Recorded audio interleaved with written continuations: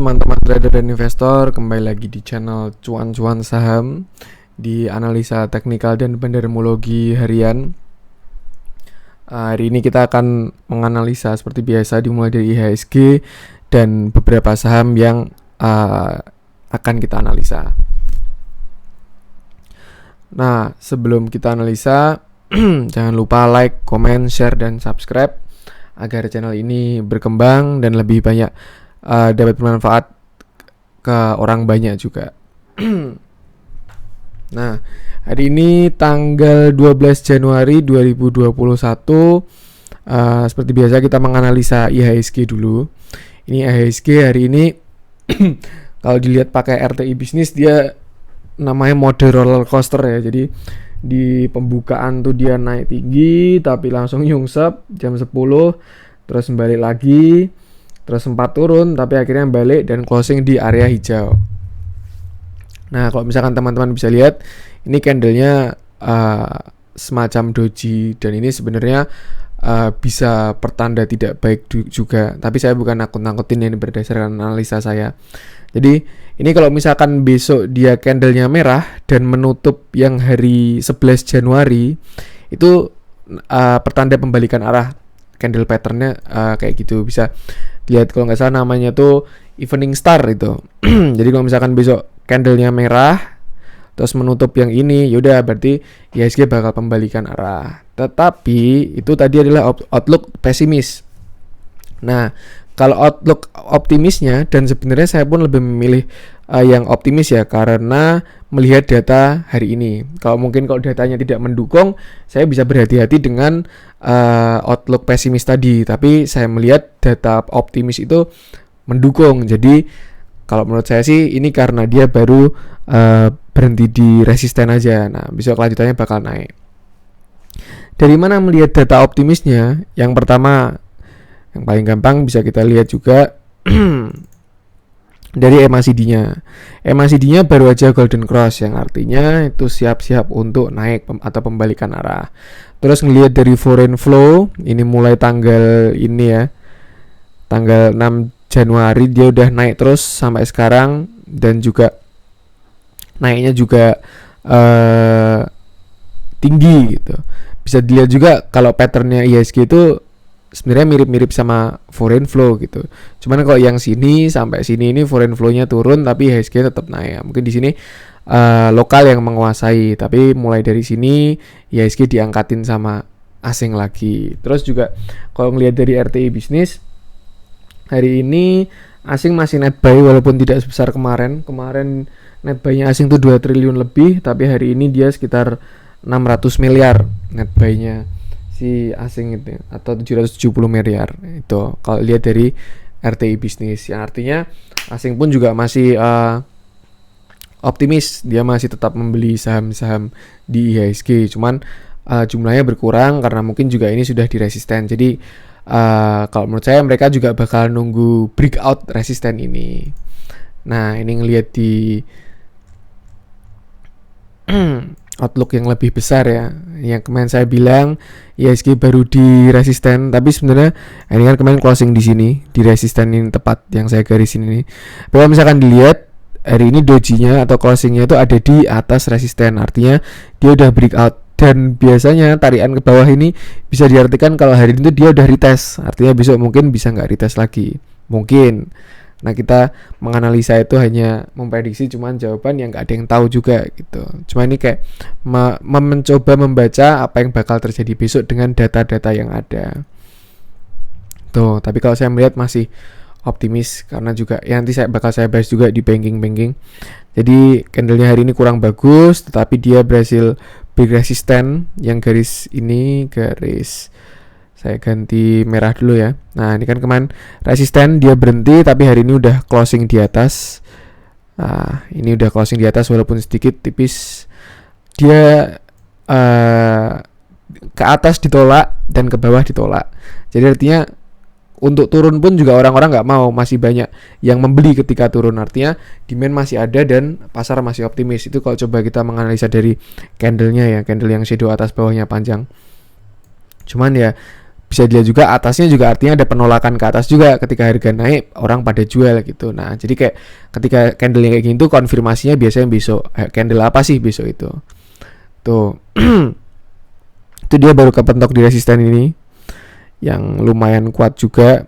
Ini sebelumnya di sini tahun 2000 ini ya, yang warna merah tadi saya coba tarik lebih panjang, ini resisten yang cukup kuat. 2017 dia ini 2019 sorry, dia sempat breakout terus mantul jadi support terus akhirnya tembus dan turun. Terus ini juga dia sempat jadi resisten, ini juga hampir tidak nyampe udah balik. Kalau ini lebih ngikutin yang tren ya. Tapi artinya angka 6000 ini yang resisten merah ini angka yang cukup solid, dan kemarin kan saya juga menganalisa kalau bakalan berhenti di sini dulu karena ini salah satu resisten dia sekitar 6.800 ini. Tapi kalau melihat dari outlook foreign flow atau asing masukkan uangnya ini masih sangat bagus. Tuh, jadi mungkin apa ya? Karena kenaikan yang tinggi itu juga yang namanya koreksi itu wajar ya, pasti orang kalau udah naik berapa gitu kan ada yang taking profit walaupun masih ada yang jaga juga gitu.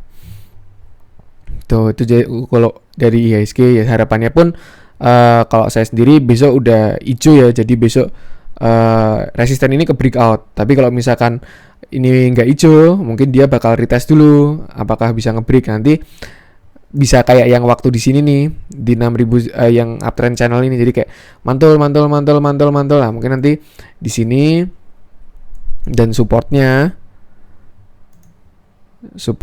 karena dia masih naik kita pakai MA5 dulu. Kalau support yang paling apa ya, worst case scenario nya kan MA20. Nah, kita pakai MA5 dulu. Dia di 6285. Walaupun sebenarnya jauh ya. 63 hampir 6400 ke 6285 itu sekitar di sini. Nah, ini hampir kena. Jadi resistennya di sini, supportnya di sini. Tapi kalau misalkan besok itu merah. Kalau misalkan merah, mungkin koreksinya sampai ke sini. 6285 tadi MA5. Tapi kalau misalkan besok masih hijau, nah berarti target selanjutnya ada di sini. Tuh.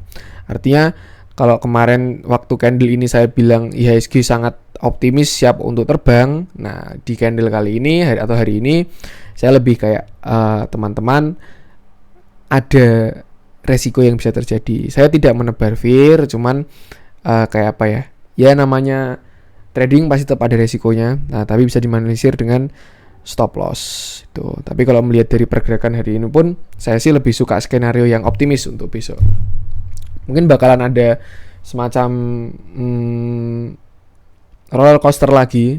Mungkin besok candlenya shadow ke bawahnya tinggi tapi closingnya hijau. Nah, itu juga bisa diartikan sebagai retest ya. Retest yang ditolak. Jadi akhirnya udah confirmation breakout. Nah, itu untuk pandangan IHSG. Selanjutnya saya akan menganalisa saham BBRI. Karena hari ini tuh harinya banking ya, tanggal 12 Januari ini. Jadi saya pengen menganalisa gajahnya alias BBRI, bukan BBCA. Jadi yang kemarin saya bilang resisten BBRI ada di all time high-nya. Dan sebenarnya hari ini pun sempat all time high ya BBRI ini. Jadi dia kan high-nya hari ini 4770. Sedangkan yang ini di tahun 2020 all time high-nya 4760. Artinya hari ini pun dia udah harga tertinggi. Cuman ya biasa karena harga tinggi jadi orang-orang ada taking profit. Terus juga ini kan pasti resisten juga gitu. Resisten harga tertinggi. Cuman kalau melihat dari inflow asingnya juga hari ini BBRI nganu ya masuk top net foreign buy top foreign buy atau yang dibeli asing paling banyak dengan angka yang besar juga. Itu dia dibeli asing net buy-nya sekitar 600 miliar. Itu angka yang besar ya. Nah, terus juga kalau dilihat dari bandarmologinya dia konsisten terus diakumulasi. Terus juga ada akumulasi juga hari ini yang cukup besar dan signifikan dari si KZ ini ya. sellernya sekian sekian sekian, ini sellernya 68, jadi ditampung sampai dari 4 perbandingan sekitar 4:1 gitu ya. Setiap 4 orang ditampung 1 orang gitu. Nah, ini bandarnya hari ini yang bandarin si KZ ini. Dia cukup signifikan dibanding yang lain. Ini jual tertingginya 100, yang ini beli tertingginya 76. Jadi bisa dilihat kalau KZ ini bandarnya, dan di bar yang ini juga selalu konsisten diakumulasi. Terus juga tidak terjadi anomali di volume, yang karena ini volumenya menurun juga, spreadnya juga menurun juga. Terus juga dia dari MACD dia baru aja golden cross kemarin, yang ini juga indikasi bagus dan masih mengarah ke atas. Yang artinya kalau melihat gajahnya kayak gini atau banknya yang paling gede kedua ya setelah BBCA kayak gini, melihat yang kita kembali ke analisa IHSG tadi, saya lebih memilih untuk optimis sih untuk besok. Terus juga ini kan juga mendekati apa ya? Bakalan ada katalis positif juga di dekat-dekat ini, yaitu SWF udah mau ditekan. Ini pemerintah baru mengusulkan dewan pengawasnya ke DPR, dan kalau misalkan SWF itu jadi, bakalan jadi suatu katalis yang sangat bagus untuk IHSG dan tentunya saham di sektor konstruksi, yang nanti mungkin akan saya bahas di video sendiri, karena kalau misalkan dijadiin satu bakalan panjang banget ya. Cuman kenapa saya membahas BBRI, karena hari ini harinya banking, dan BBRI juga walaupun di hari ini naik cuman 1,5%, tapi akumulasinya sangat gede, dan itu suatu indikasi hal yang baik. Tuh. Nah, kalau misalkan teman-teman mau entry BBRI gimana atau di mana gitu. Kalau saya sendiri sih, karena dia sudah di sini ya dan resistennya udah di sini, artinya kalau beli besok langsung hajar kanan tuh rewardnya tuh dibanding resikonya tidak worth it gitu loh. Jadi mungkin strateginya untuk beli BBRI adalah buy on breakout. Nah, nanti siapa tahu bandarnya baik, dia breakout terus retest. Nah, jadi kalau pas retest teman-teman bisa entry ya. Mungkin gambarnya kayak gini ya, mungkin ya. Nah, dia naik, udah breakout, volume tinggi, kuat. Nah, terus habis itu retest. Nah, nanti waktu retest teman-teman bisa entry di situ. Di angkanya sekitar 4760, 4770 lah. Kalau dia ngeretest dekat situ teman-teman bisa entry. Cuman karena ini saham yang sensitif dengan IHSG, mungkin patokannya bisa lihat IHSG. Misalkan IHSG-nya bagus, ya teman-teman bisa entry. Cuman kalau melihat dari akumulasi yang sangat besar, ini menurut saya masih sangat potensial sih BBRI gitu. Apalagi kalau teman-teman hold jangka panjang. Terus kalau misalkan entry-nya di sini fast trading mau targetnya kemana? Nah, kalau target masih kesini dulu sementara. Ini di uptrend channelnya BBRI yang panjang juga. Ini udah 1, 2, 3, 4 kali kesentuh, artinya ini direspek ya sama dia. Jadi mungkin kalau dia naik dalam waktu ya mungkin ya sebenarnya lihat IHSG juga udah mau habis ya uptrendnya ke 46.700, nanti menurut saya bakalan konsolidasi dulu gitu. Tapi nah ini teman-teman kalau misalkan mau entry berarti rewardnya sekitar ya 9%, masih lumayan bagus ya. Nanti teman-teman bisa pasang stop loss 2% di bawah ini. Atau kalau misalkan ini kan BBRI karena bank gede jadi mungkin agak lama. Tapi kalau melihat IHSG-nya baru bagus juga bisa cepat juga kok. Target ini bisa tercapai dengan cepat. Jadi kalau misalkan teman-teman punya yang bisa aplikasi coret-coret pakai trading view kayak gini ya, mungkin bisa ditarik garisnya ini, resisten ini, down uptrend channelnya. Terus nanti tinggal teman-teman kira-kira pada hari apa dia menyentuh di situ. Kalau misalkan udah deket-deket situ, mending exit aja. Jadi mungkin kalau misalkan bulan ini ya sampai akhir Januari, itu kan tanggal 29 Januari ya, berarti mungkin di sini 5.180, dan 29 Januari kan 25 Januari nih itu kan PSBB berakhir ya. Jadi mungkin itu juga bisa jadi katalis positif juga untuk IHSG. Tuh, tapi kita sebagai trader tidak boleh melihat apa ya, jangan terlalu termakan dengan berita lah, karena kadang berita tuh bisa pesanan orang juga gitu loh. Jadi teman-teman, kalau saya sih prinsip saya bakal bereaksi terhadap data yang ada yang tersaji di sini, entah dari indikator seperti ini, atau dari bandarmologi seperti ini, atau dari teknikal seperti ini. Jangan ngikutin berita gitu, karena kadang berita itu bisa berbalik arah, dan biasanya berita itu juga bisa cari-cari gitu, apalagi ya berita-berita dari X, Y kayak gitu. Misalkan IHSG naik 5%, terus dia cari judul yang menarik, yang cocok sama keadaan IHSG gitu. Jadi kalau teman-teman trader ya harus mengikuti apa yang tersaji di data ini. Tuh, jangan ikut-ikut berita. Cuman kita juga harus siap dengan resikonya. Nah, bagaimana cara meminimalisir resiko adalah dengan memasang stop loss. Jadi kayak ya resiko bisa kita perkecil dengan stop loss gitu. Ini juga masih sangat ideal ya tadi. Kalau misalkan targetnya sekitar 10% sampai ke 5.200 lah. Nah, mungkin kayak gini ya, stop lossnya 2 kan, berarti kan rewardnya masih 1/4 ya, itu masih lumayan lah, hampir 1/5. Masih oke untuk sekelas saham big cap. Cuman enaknya megang saham kayak gini tuh tenang ya, nggak kayak saham-saham gorengan. Jadi mungkin biasanya pergerakannya memang lebih lambat karena dia butuh uang yang gede untuk naik, tapi kelebihannya ya itu tenang teman-teman itu pegangnya saham-saham kayak gini tuh. Nah itu selanjutnya saya akan menganalisa saham requestan salah satu subscriber, itu saham Mark. Nah untuk teman-teman kalau misalkan mau sahamnya dianalisa juga bisa tinggal komen aja di YouTube atau di Instagram cuan-cuan saham. Nah ini requestan dari salah satu subscriber saham Mark yang sebenarnya secara teknikal pun juga masih lumayan bagus, dia masih strong uptrend ya. Mulai 2020 dia uptrend terus, cuman ini saya hilangin dulu dah. Ini dia sempat sideways lama dan akhirnya ke break dan uptrend. Ini kalau dilihat dari kenaikan ini sebenarnya juga udah lumayan banyak sih ya.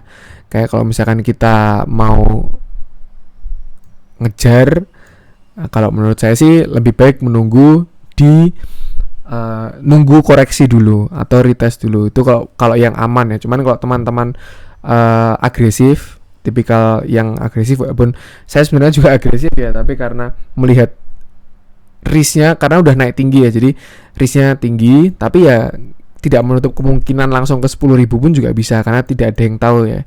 Kita cuma bisa menganalisa. Cuman kalau dari pandangan saya sih lebih baik tunggu dulu gitu, tunggu retest dulu biar entry-nya enak. Karena apa? Yang pertama bisa dilihat dari ini.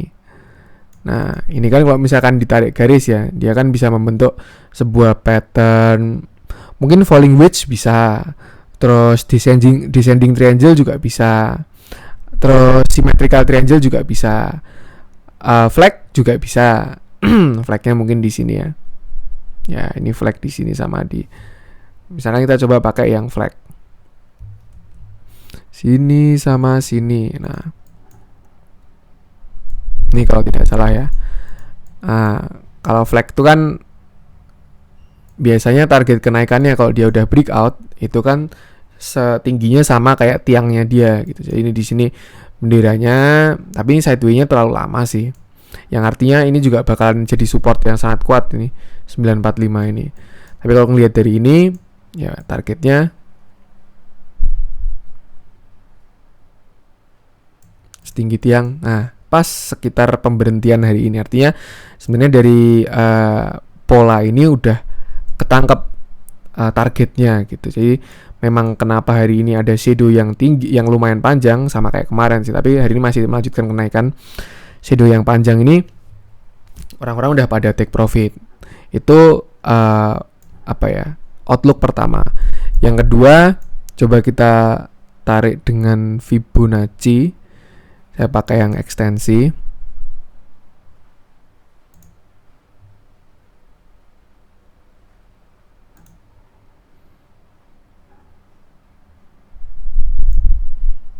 Ini 690. Yang ini high-nya 960.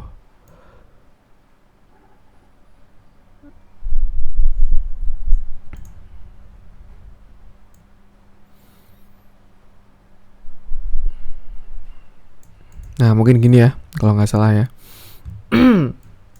Kalau misalkan teman-teman bisa lihat, dia juga udah setelah tertahan. Ini saya hilangin dulu.